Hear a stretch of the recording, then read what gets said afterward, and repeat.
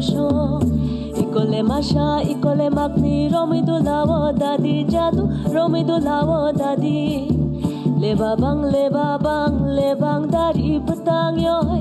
lebang dari petang yoy lebang dari petang yoy lebang dari petang yoy lebang dari petang yoy lebang dari petang yoy lebang dari petang yoy lebang dari petang yoy jadule